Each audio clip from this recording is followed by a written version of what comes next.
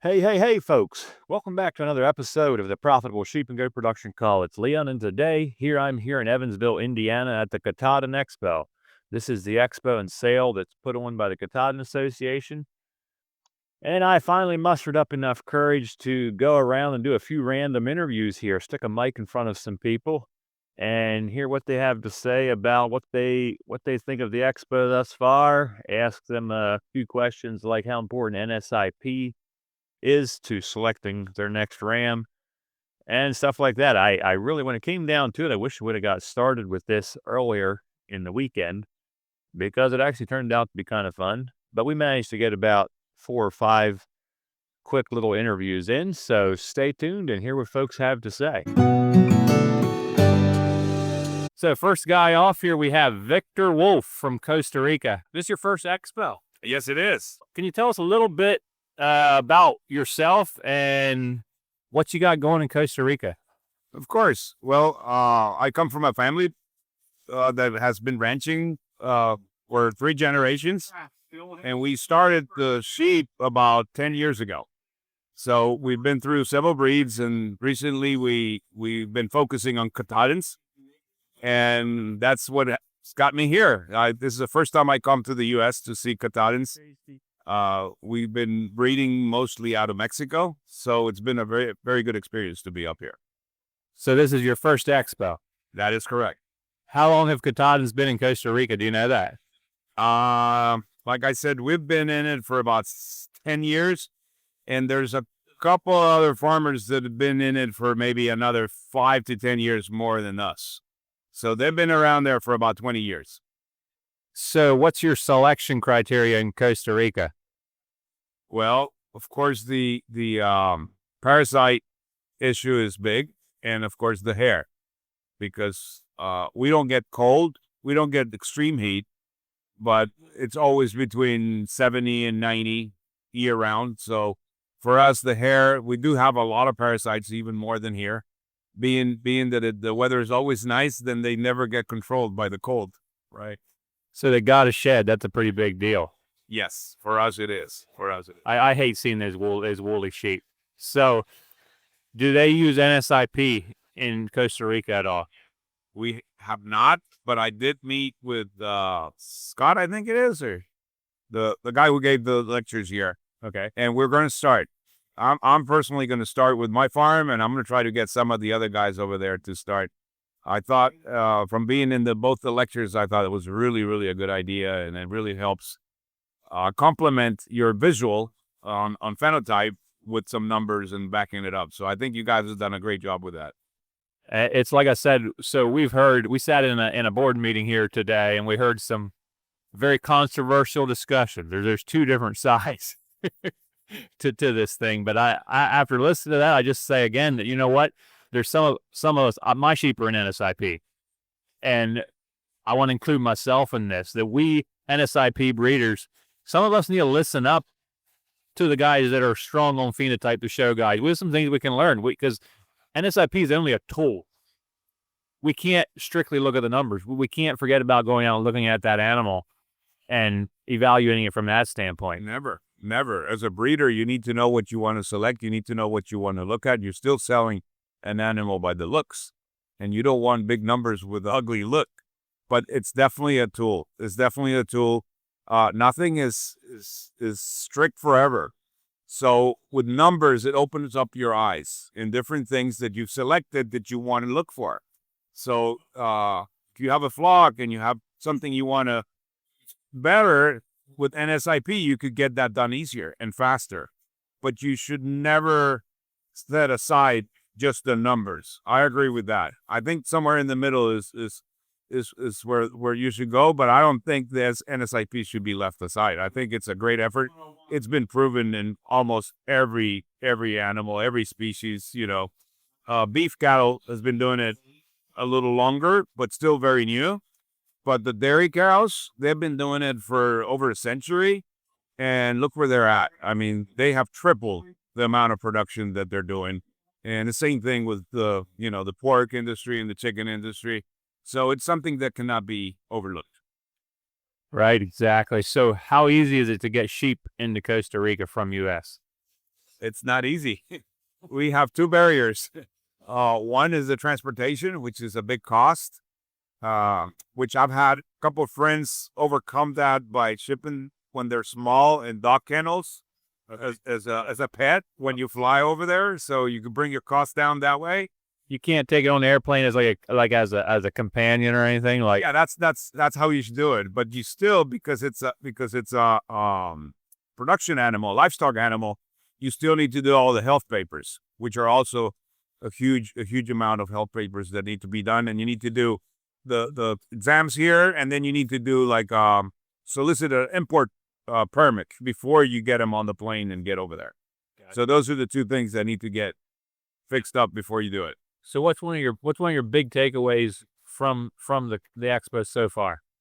Well, first of all, the amount of sheep and people that are here, I think I thought it was going to be something smaller. I've loved the lectures, seeing the equipment you guys have, seeing the quality of animals. It's been very nice. Good. Thanks a lot, Victor. You're welcome. So I have another gentleman sitting here beside me, and his name is Clay Mansfield. and you're from Kentucky. Yes. So what brought you here today? I raise commercial hair sheep. Looking for a quality ram to start building a registered flock as well to sell some seed stock. So how likely would you be to buy an NSIP animal? Well, I do think the numbers are important, but it also matters what it looks like. I have met some producers who are keeping their own numbers too, but I had registered Charolais cattle as a kid, so I always went by an EBV on them. But we heard you say again that you still got to look at the animal. Yes, It's one of the tools. it is a tool, but I find it to be an important one. Right. So, is this your first expo? Yes, What do you think of it so far? I've enjoyed it. A lot of good information. I sat through a field necropsy and sat through the NSIP. Did the necropsy class stink? No, not too bad. I was at an event here just a couple weeks ago, and they were doing a necropsy, and I was across the way a little bit, and after a while, I was like, "What do I smell?" Yeah. So, any key takeaways so far from what you learned? I've learned a lot of important things. I've understanding more of the numbers as far as the NSIP stuff goes. Like I said, I don't have registered sheep, so it's all kind of new for me. Sure. Very good. Thank you. My name is Caleb Kilburn. I'm from Savannah, Tennessee. It's in the tri-state area of Alabama, Mississippi, and Tennessee. I raise Katahdin hair sheep on a pasture basis. I've got about 100 ewes, some commercial and some registered. And I pasture lamb, strictly pasture lamb. I don't use any jugs. I do that because the Katahdins have the ability to do that. I started going to the Katahdin Expo last year in 2024. It was my first year there, and I hooked on it. I will be back every year if possible. And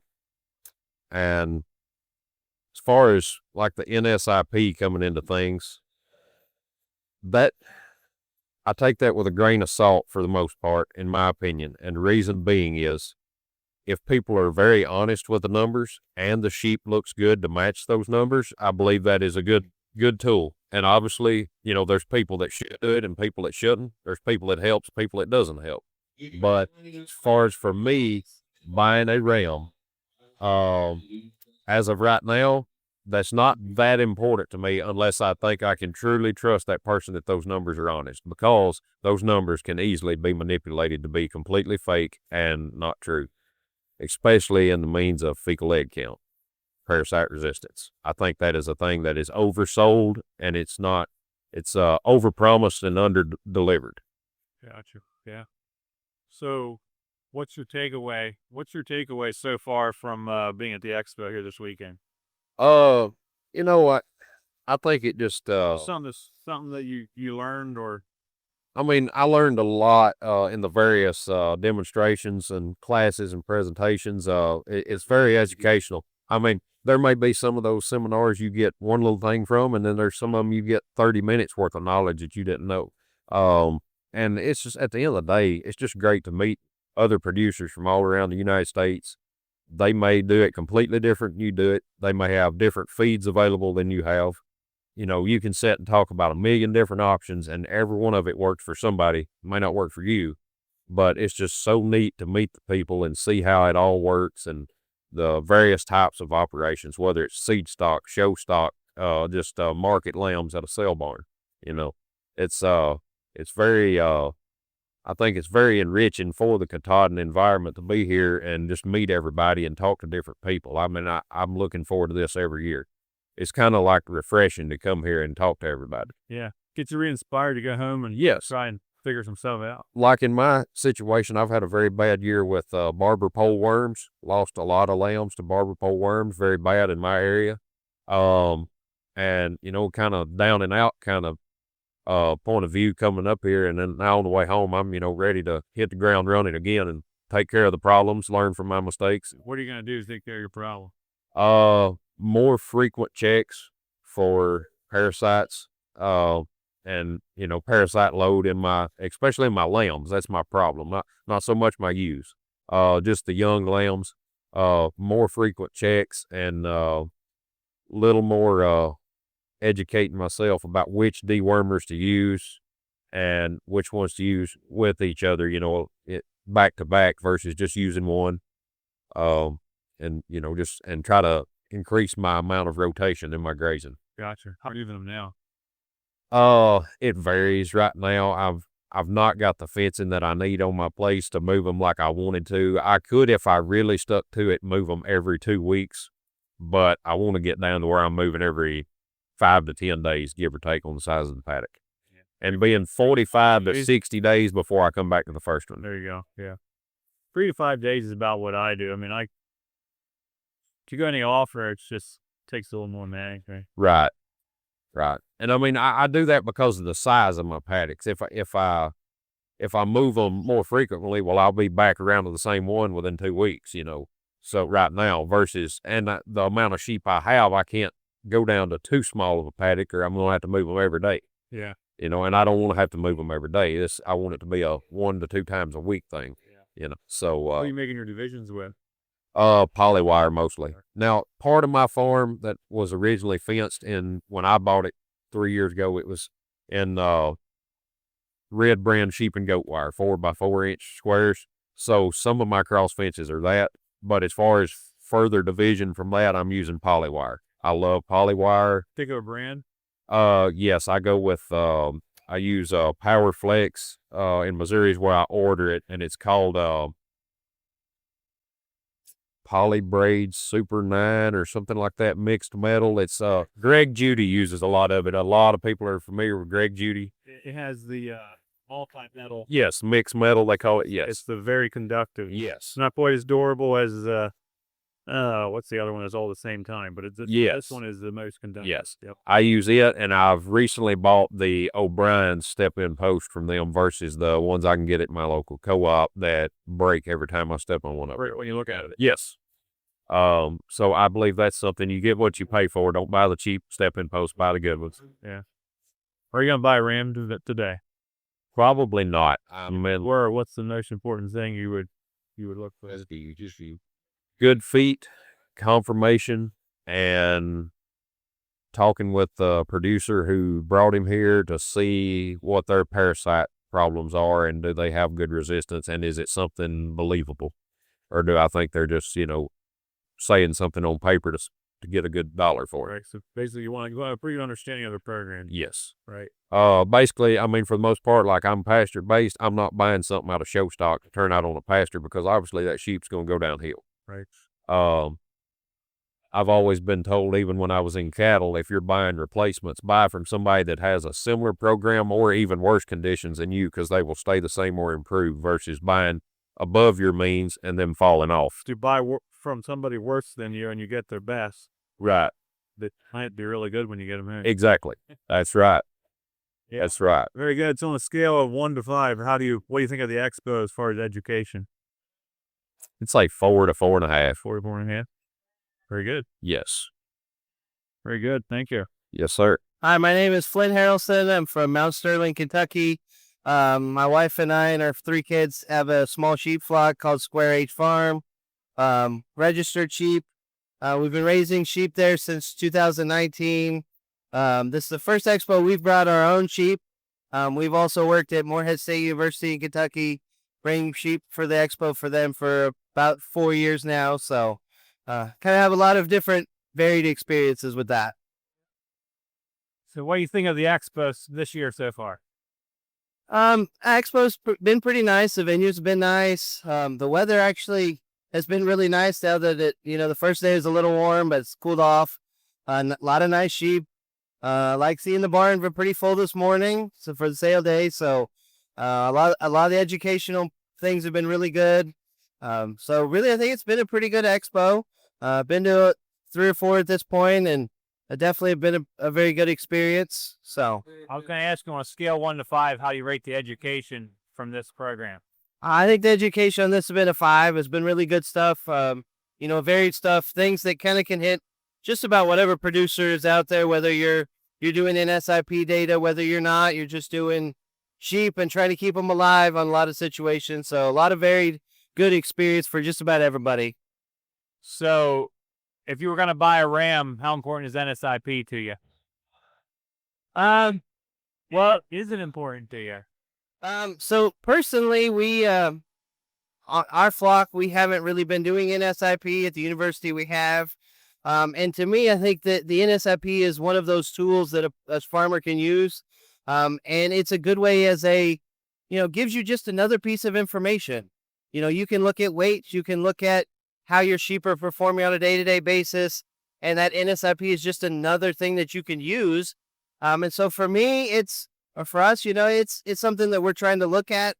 And everybody has different things they want to look at, whether it's parasite, whether it's, the fertility and the prolificacy with the number of lambs born or weaned and such. Some it's growth.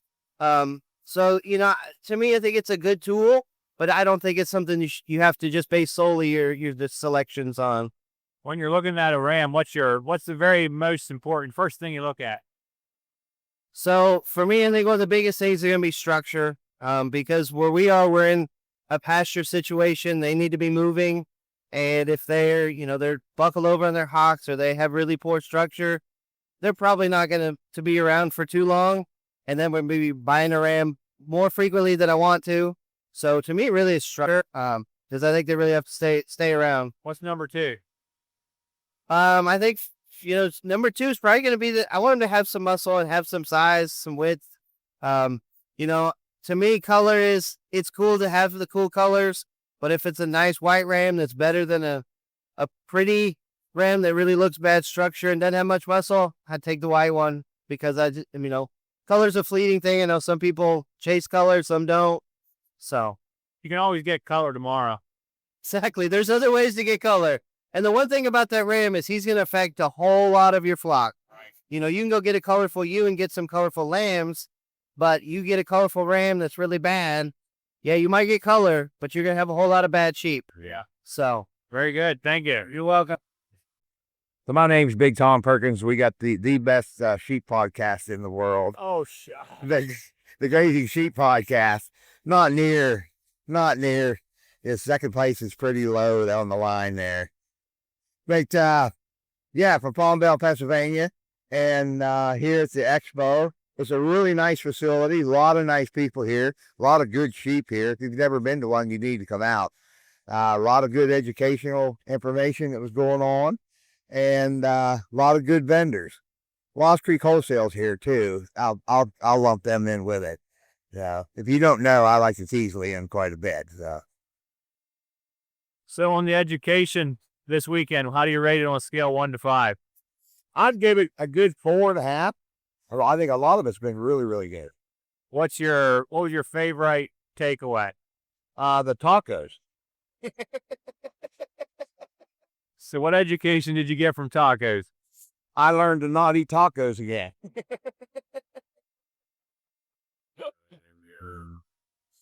Are you buying any rams this weekend? I probably won't, but I did get a bidder's number just in case the desire hits me at the right time. How important is NSIP when you're looking at buying a ram? for me, it's hugely important. You can look at a ram and some of them look really good, but you just don't know what's in there genetically unless you kind of prove that out. So for me and the customers that buy breeding stock from me, NSIP is a big deal. What's the first thing you look at when you're looking for a ram? If I'm looking at numbers, I want to see some parasite resistance in there, and I want to see a little bit of growth. I want a moderate framed animal. I don't want a big giant kind of a deal. Anything else you want to share about the expo? No, I would just say if you've never been to one, you should come. There's a lot of good people, and if you like sheep, there's a pile of them to look at, and it always seems with the Katahdins, there's everybody will sit and talk to you, and if you got any kind of questions or any kind of troubles that you're having at home, you just talk to people, and you're bound to run into somebody that's had the exact same thing, but people are always quick to share. That's one of the things I really like about the Katahdin breed. For the people that have them, there's not a whole bunch of secrets or so on. They're quick to tell you what worked for them, what didn't work for them, and there's a lot of good information. Yep. Yeah. Thank you. So first of all, just tell us who you are, where you're from, Daniel Ulrey from Cambridge, Ohio, Ulrey Farms. and how many expos have you been to? This is my 4th expo. Your fourth expo. On a scale 1 to 5, how you rate the education? I only attended a couple classes and they were good. So I'd say, probably a 4.5 out of 5. How important is NSIP to you when you're looking to mine a ram? It's important, but it's not my only decision. I like to take a look at the phenotype coming from a show background of showing sheep. I still want them to be visually pleasing. And, at the end of the day, when you take lambs to the sale barn, they're looking at those lambs and how good they look when they go across the scales. So it's a tool in the toolbox that is very important in the mating side of things, and probably more important in picking my ewes out and replace the ewes. When it comes to rams, I'm not afraid to go buy a ram that's not in the program, as long as I have some good faith in that it's a good breeding program that, you talk to the breeders and you can tell if they know their sheep and what they're doing. Program's important. What's the first thing you look at when you're buying a ram?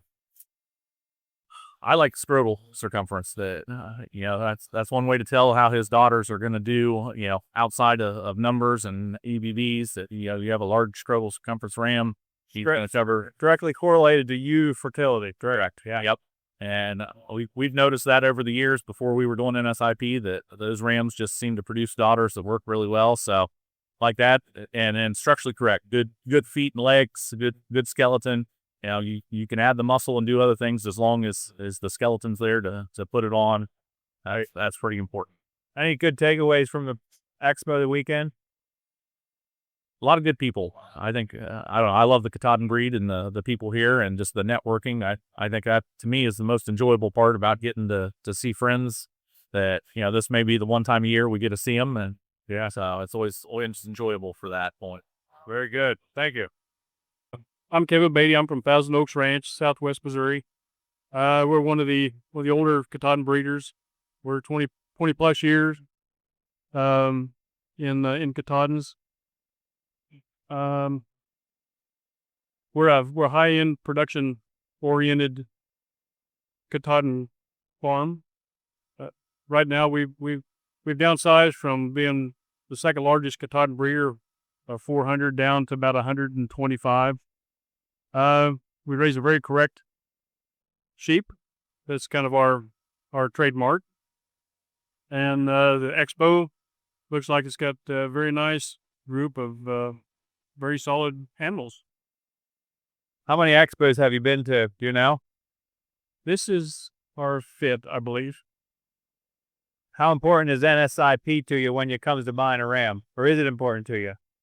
It's important. It's a tool, just like a pedigree or looking the animal on the hoof.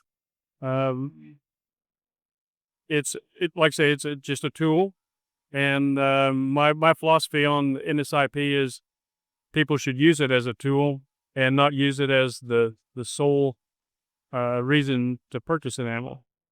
What's the most important thing or the first thing you look at when you go to buy a ram? On the hoof, I look at structure just to see if